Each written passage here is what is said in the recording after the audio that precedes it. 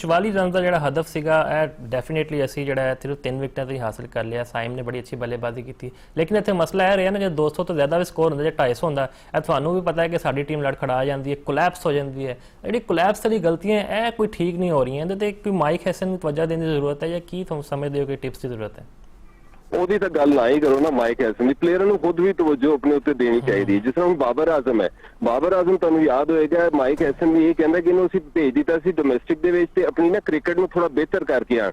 ਬਿਹਤਰ ਕਰਕੇ ਕੀ ਆਣ, ਮਤਲਬ ਉਹ ਜਿਹੜੀ ਕ੍ਰਿਕਟ ਖੇਲਦਾ ਰਿਹਾ ਉਹ ਛੱਡ ਦੇਵੇ ਤੇ ਜਿਹੜੇ ਟੁੱਲਬਾਜ਼ੀ ਹੈ, ਜਿਹੜੀਆਂ ਵੱਡੀਆਂ ਸ਼ਾਟ ਹੈ, ਛੱਕੇ ਮਾਰਨੇ, ਉਹ ਜਿਹੜਾ ਨਾ ਆਪਣੀ ਕ੍ਰਿਕਟ ਦੇ ਵਿੱਚ ਲੈ ਕੇ ਆ। ਮਤਲਬ ਉਹ ਸਾਨੂੰ ਉਹ ਚਾਹੀਦਾ ਉਹਦੇ ਵਿੱਚੋਂ ਸ਼ਾਹਿਦ ਖਾਨ ਆਫਰੀਦੀ।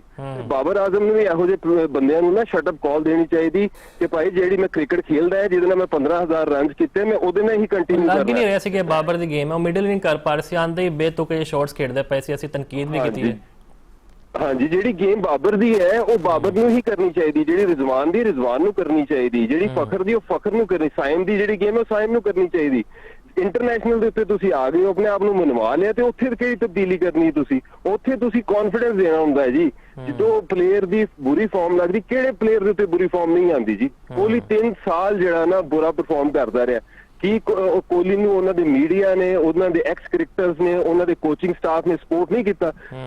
ਅੱਜ ਵੀ ਸਪੋਰਟ ਕਰਦੇ ਨੇ। ਮਤਲਬ ਅੱਜ ਵੀ ਉਹ ਪ੍ਰੈਕਟਿਸ ਨਹੀਂ ਕਰਦਾ, ਯੂਕੇ ਸ਼ਿਫਟ ਹੋ ਗਿਆ, ਲੇਕਿਨ ਸਿੱਧਾ ਆਂਦਾ ਹੈ, ਆ ਕੇ 2 ਡੱਕ ਕਰਦਾ, ਲੇਕਿਨ ਫਿਰ ਵੀ ਉਹਨੂੰ ਜਿਹੜਾ ਨਾ ਬੁਰਾ ਭਲਾ ਨਹੀਂ ਕਿਹਾ ਜਾਂਦਾ, ਜਿਸ ਤਰ੍ਹਾਂ ਬਾਬਰ ਨੂੰ ਕੀਤਾ ਗਿਆ। ਮਤਲਬ ਬਾਬਰ ਨੇ 2 ਸਾਲ ਖਾਮੋਸ਼ੀ ਦੇ ਵਿੱਚ ਵੀ ਅਗਰ ਦੇਖਿਆ ਜਾਏਗਾ ਤਾਂ ਪਾਕਿਸਤਾਨ ਦੇ 5 ਟੌਪ ਬੱਲੇਬਾਜ਼ਾਂ ਦੇ ਵਿੱਚ ਹੀ ਹੋਏਗਾ ODI ਰਨਜ਼ਾਂ ਦੇ ਵਿੱਚ। ਮਤਲਬ ਇਹਨੇ ਫਿਰ ਵੀ ਸਕੋਰ ਕੀਤਾ। ਰਿਜ਼ਵਾਨ ਦਾ ਸਕੋਰ ਜਿਹੜਾ ਨਾ ਪਿਛਲੇ 3 ਸਾਲਾਂ 'ਚ ਪਾਕਿਸਤਾਨ ਦੇ ਵਿੱਚ ਉਹ ਟੌਪ ਕਰ ਰਿਹਾ। 2018, 19, 20, 21 ਦੇ ਵਿੱਚ ਤਾਂ ਹਰ ਦੂਜੇ ਮੈਚ 'ਚ 50 ਕਰਦਾ ਸੀ T20 ਦੇ ਵਿੱਚ।